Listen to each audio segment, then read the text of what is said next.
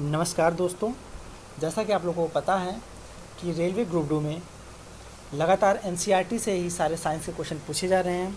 तो उस कड़ी में मैं आप लोगों को एनसीईआरटी के चौथा अध्याय की पीडीएफ आप लोगों को बहुविकल्पी जो क्वेश्चन आ रहे हैं उसको पीडीएफ प्रोवाइड कराने जा रहा हूं। इससे पहले मेरे 3 वीडियो अपलोड हो गए हैं। अगर आप लोगों ने वीडियो नहीं देखा है तो वीडियो जाके हमारे चैनल पर आप देख सकते हैं। जैसा कि आपको पता ही होगा कि एनसीईआर जो ग्रुप डी है वो केवल एनसीईआरटी से ही साइंस के क्वेश्चन पूछ रहे हैं। तो चलिए टाइम ना वेस्ट करते हुए हम लोग चौथे अध्याय की जो ऑब्जेक्टिव क्वेश्चन है उसको सॉल्व करते हैं। चौथा अध्याय हमारा है कार्बन एवं उसके यौगिक। तो इसका जो पहला क्वेश्चन हमारे सामने है ये आपके सामने ये है, ठीक है। तो पहला प्रश्न है इसका, वायुमंडल में कार्बन निम्नलिखित में से किस रूप में रहता है। तो इसका जो सही जवाब हो जाएगा अल्प मात्रा में कार्बन मोनोऑक्साइड तथा कार्बन डाइऑक्साइड के रूप में वायुमंडल में कार्बन रहता है। चलते हैं अगले प्रश्न की ओर। अगला प्रश्न है हमारा, देखिए ग्रुप डी में ऐसे ही कथन देके 1 2 सही है, 2 3 सही है, ऐसे ही पूछ रहा है, लॉन्ग क्वेश्चन, ठीक है। चलते हैं अगले प्रश्न की ओर। निम्नलिखित में से कौन से कथन सामान्यतः कार्बन यौगिकों के लिए सही है। दूसरे का जो सही जवाब हो जाएगा ऑप्शन डी, अर्थात दूसरा, और चौथा इसका सही जवाब हो जाएगा। दूसरा ये कह रहा है ये विद्युत के अल्प चालक होते हैं जो कार्बन होते हैं तथा इनके अणुओं के मध्य प्रबल आकर्षण बल नहीं होता है। चलते हैं अगले प्रश्न की ओर। अगला प्रश्न है अमोनिया NH3 के एक अणु में कितने बंध होते हैं आपको बताना है। तो तीसरे का जो सही जवाब हो जाएगा ऑप्शन ए, केवल एकल बंध होता है अमोनिया में, ठीक है। अमोनिया का जो स्ट्रक्चर होता है ऐसे ही होता है, ये देखिए ऐसे होता है, ये हमारा 3 हाइड्रोजन लग जाता है, सब यहाँ पे एकल एक बंध ही है, ठीक है। चलते हैं अगले प्रश्न की ओर। अगला प्रश्न है प्रश्न नंबर चौथा, बकमिंस्टर फुलरीन एक अपर रूप है, आपको बताना है चौथा किसका अपर रूप है। तो इसका जो सही जवाब हो जाएगा ऑप्शन सी, कार्बन का एक अपर रूप है बकमिंस्टर फुलरीन, ठीक है। चलते हैं अगले प्रश्न की ओर। अगला प्रश्न है प्रश्न नंबर 5वां। देखिए क्वेश्चन ग्रुप डी में अभी पूछा भी गया है। प्रश्न क्या कह रहा है, निम्नलिखित में से ब्यूटेन के सही संरचनात्मक समायवी कौन से हैं। तो 5वें का जो सही जवाब हो जाएगा ऑप्शन सी, इसका जो सही जवाब हो जाएगा ये सही हो जाएगा, ठीक है। चलते हैं अगले प्रश्न की ओर। सॉरी, इसका जो सी जवाब हो जाएगा, इसका सी होगा, सॉरी गलत होगा, सी ये सही हो जाएगा, अर्थात पहला और इसका जो दूसरा है ये दोनों सही हो जाएंगे, ठीक है। चलते हैं अगले प्रश्न की ओर। अगला प्रश्न है क्वेश्चन नंबर 6, जो आपको एक रिएक्शन दी गई है। ये उपरोक्त अभिक्रिया में क्षारीय के यमनोफोर किस रूप में कार्य कर रहा है आपको बताना है। तो जो 6 का जो सही जवाब हो जाएगा ऑप्शन बी, जहाँ एक ऑक्सीकारक के रूप में काम कर रहा है, ठीक है। चलते हैं अगले प्रश्न की ओर। अगला प्रश्न है हमारा, पैलेडियम अथवा निकेल उत्प्रेरक की उपस्थिति में तेल हाइड्रोजन से अभिकृत कराने पर वसा देता है, यह किसका उदाहरण है आपको बताना है। तो इसका जो सही जवाब हो जाएगा ऑप्शन ए, संकलन अभिक्रिया का उदाहरण होता है। पैलेडियम और निकेल के उत्प्रेरक की उपस्थिति में तेल हाइड्रोजन से अभिकृत कराने पर जो वसा देता है वो संकलन अभिक्रिया का ही उदाहरण है। चलते हैं अगले प्रश्न की ओर। अगला प्रश्न है प्रश्न नंबर 8वां। क्या कह रहा है, निम्नलिखित यौगिकों में से किसमें OH का जो क्रियात्मक समूह होता है वो होता है, आपको बताना है। तो इसका जो सही जवाब हो जाएगा ब्यूटेनॉल में जो होता है OH का जो क्रियात्मक समूह होता है ये होता है, ठीक है। चलते हैं अगले प्रश्न की ओर। प्रश्न नंबर 9 क्या कह रहा है, साबुन के अणु में क्या होता है आपको बताना है। तो इसका जो सही जवाब हो जाएगा जलरागी शीर्ष एवं जल विरागी पूंछ होता है, ठीक है। ऐसे क्वेश्चन पूछे भी गए हैं। प्रश्न नंबर आपको 10वां दिख रहा है। प्रश्न नंबर 10वां क्या है, नाइट्रोजन के इलेक्ट्रॉन बिंदु सूत्र का निम्नलिखित में से सही प्रदर्शन कौन से होंगे। तो इसका जो सही जवाब हो जाएगा ये ऑप्शन डी हो जाएंगे, जिसका ये हो जाएगा यहाँ पे नाइट्रोजन में हमारे क्या हो गया 5 हमारे बॉन्ड, जो हमारे मुक्त इलेक्ट्रॉन होते हैं 5 होते हैं, यहाँ से ये रिएक्शन कर लेगा, ठीक है, 3 बॉन्ड बना के। चलते हैं अगले प्रश्न की ओर। अगला प्रश्न है प्रश्न नंबर 11, एथाइन का संरचनात्मक सूत्र कौन सा होगा आपको बताना है। तो 11 का जो सही जवाब हो जाएगा ऑप्शन ए जो हो जाएगा हमारा सही हो जाएगा। तो एथाइन का संरचनात्मक सूत्र होता है ट्रिपल बॉन्ड कार्बन के बीच एक हाइड्रोजन बॉन्ड, ठीक है। चलते हैं अगले प्रश्न की ओर। अगला प्रश्न है प्रश्न नंबर 12, निम्नलिखित में से संतृप्त यौगिकों को पहचानिए।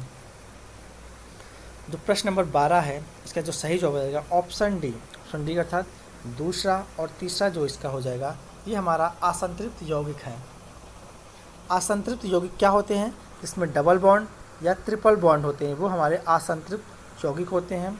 जिसमें सिंगल बॉन्ड होता है वो हमारा संतृप्त यौगिक होता है। ठीक है, चलते हैं अगले प्रश्न की ओर। प्रश्न नंबर 13 क्या कह रहा है? क्लोरीन संतृप्त हाइड्रोकार्बन से अभिक्रिया करती है, तो आपको बताना क्या सही हो जाएगा। 13 का जो सही हो जाएगा ऑप्शन बी। सूर्य के प्रकाश की उपस्थिति में जो होती है क्लोरीन संतृप्त हाइड्रोकार्बन से अभिक्रिया करती है। ठीक है, चलते हैं अगले प्रश्न की ओर। प्रश्न नंबर 14 क्या कह रहा है? साबुन के मिशेल में क्या होता है? इसका जो सही जवाब हो जाएगा साबुन के मिशेल में साबुन का आयनिक सिरा गुच्छा के साथ सतह पर तथा कार्बन श्रृंखला गुच्छा के अंदर होता है। ठीक है, चलते हैं अगले प्रश्न की ओर। प्रश्न नंबर 15। प्रश्न नंबर 15 आपको बताना है पेंटेन का अणुसूत्र जो कि C5H12 है इसमें क्या होते हैं, आपको बताना है। इसका जो सही जवाब हो जाएगा 16 सहसंयोजक बंध होते हैं पेंटेन में। ठीक है, पेंटेन का जो फॉर्मूला होता है ये हमारा ऐसे होता है। ठीक है, यहाँ पे कार्बन होते हैं 5 कार्बन, पेंटेन मतलब 5 कार्बन। ठीक है, चलते हैं अगले प्रश्न की ओर। तो इसमें से आपको बताना है बेंजीन का सूत्र कौन सा होगा। देखिए इसको क्वेश्चन बड़ा है, इसको मैं थोड़ा छोटा करता हूँ। आपको इसमें बताया है बेंजीन का सूत्र कौन सा है, तो जो 16 का सही जवाब हो जाएगा ये बेंजीन का हमारा जो सूत्र होता है ऑप्शन सी इसका सही जवाब हो जाएगा। इसका हम लोग इसको बेंजीन को हम लोग ऐसे भी दर्शाते हैं। ये यहाँ पे जहाँ पे कॉर्नर है यहाँ पे सब पे कार्बन होता है, कार्बन कॉर्नर पे, और एक एक कॉर्नर को छोड़ के हमारा डबल बॉन्ड होता है। ठीक है, और हर कार्बन पे हमारा एक एक हाइड्रोजन बॉन्ड होता है। ये हमारा बन गया, यहाँ पे हाइड्रोजन, यहाँ हाइड्रोजन, यहाँ हाइड्रोजन, यहाँ हाइड्रोजन, यहाँ हाइड्रोजन, यहाँ हाइड्रोजन। ठीक है, इसमें आपसे क्वेश्चन ये भी पूछता है कितने सिग्मा बॉन्ड है, कितने पाई बॉन्ड होते हैं। देखिए जहाँ जहाँ हमारा सिंगल बॉन्ड होता है वो हमारा सिग्मा बॉन्ड होता है, और जहाँ पे डबल बॉन्ड होता है वहाँ पर एक एक पाई बॉन्ड होते हैं। जैसे यहाँ पे डबल बॉन्ड कितने हैं? 1 2 3, अर्थात 3 यहाँ पे हमारा क्या हो जाएगा? पाई बॉन्ड हो जाएगा। सिंगल बॉन्ड कितने हैं? 1 bond, 2 bond, 3 bond, 4 bond, 5 bond, 6 bond, 7 bond, 8 bond, 9 bond, 10 bond, 11 bond, 12 bond. तो 12 जो हमारे होते हैं वो हमारे सिग्मा बॉन्ड होते हैं। ठीक है, ये क्वेश्चन पूछा हुआ है, आपकी बार ही ग्रुप डी में पूछा था। ठीक है, चलते हैं अगले प्रश्न की ओर। प्रश्न नंबर 17 क्या है? एथेनॉल सोडियम से अभिक्रिया करता है तथा 2 उत्पाद बनाता है, ये उत्पाद कौन से आपको बताना है। तो जो 17 का सही जवाब हो जाएगा ऑप्शन सी, सोडियम एथॉक्साइड तथा हाइड्रोजन बनाता है। ठीक है, चलते हैं अगले प्रश्न की ओर। अगला प्रश्न है प्रश्न नंबर 18, ब्यूटेनोइक अम्ल का सही संरचना सूत्र क्या होगा, आपको बताना है। तो ब्यूटेनोइक एसिड का जो सही संरचना सूत्र होगा ये होगा ऑप्शन डी, इसका सही जवाब हो जाएगा। चलते हैं अगले प्रश्न की ओर। अगला प्रश्न है सिरका एक विलयन है जिसमें कितनी मात्रा में क्या अल्कोहल और तथा एसिटिक अम्ल होता है। तो 19 का जो सही जवाब हो जाएगा सिरका एक विलयन है जिसमें 5% तक जल होता है तथा 8% तक एसिटिक एसिड होता है, अर्थात ऑप्शन सी इसका सही जवाब हो जाएगा। प्रश्न नंबर 20 क्या कह रहा है? कार्बोक्सिलिक अम्लों की तुलना में खनिज अम्ल प्रबल होते हैं क्योंकि। 4 कथन आपको दिए गए हैं, पढ़िए। तो इसका जो सही जवाब हो जाएगा ऑप्शन ए, अर्थात पहला और चौथा इसका कथन जो हो जाएगा सही हो जाएगा। पहला कथन क्या है? खनिज अम्ल पूर्णतः आयनिक होते हैं तथा कार्बोक्सिलिक अम्ल आंशिक आयनिक होते हैं, तो इसका सही जवाब हो जाएगा। चलते हैं अगले प्रश्न की ओर। प्रश्न नंबर 21 क्या कह रहा है? कार्बन अपने 4 सहसंयोजी इलेक्ट्रॉनों के द्वारा 4 एकल संयोजी परमाणु जैसे हाइड्रोजन के साथ साझे से 4 सहसंयोजक बंध बनाता है। 4 बंधों के निर्माण के उपरांत कार्बन किसका इलेक्ट्रॉनिक विन्यास प्राप्त करता है। तो 21 का जो सही जवाब हो जाएगा ऑप्शन बी, नियॉन का जो होता है ये इलेक्ट्रॉनिक विन्यास प्राप्त करता है। चलते हैं अगले प्रश्न की ओर। अगला प्रश्न है प्रश्न नंबर 22, जल के अणु कोई सही इलेक्ट्रॉनिक बिंदु संरचना क्या होगी। इसका सही जवाब हो जाएगा ऑप्शन सी, जल की सही इलेक्ट्रॉनिक संरचना ये होगी।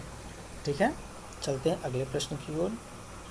अगला प्रश्न है प्रश्न नंबर 23, आपको बताना है निम्नलिखित में से कौन सा सीधी श्रृंखला हाइड्रोजन नहीं है, हाइड्रोकार्बन नहीं है। तो 23 का जो सही जवाब हो जाएगा ऑप्शन डी, जो एक सीधी श्रृंखला हाइड्रोकार्बन नहीं है। ठीक है, चलते हैं अगले प्रश्न की ओर। अगला प्रश्न है प्रश्न नंबर 24। निम्नलिखित में से कौन से असंतृप्त हाइड्रोकार्बन है, आपको बताना है। तो 24 का जो सही जवाब हो जाएगा ऑप्शन सी, दूसरा और चौथा।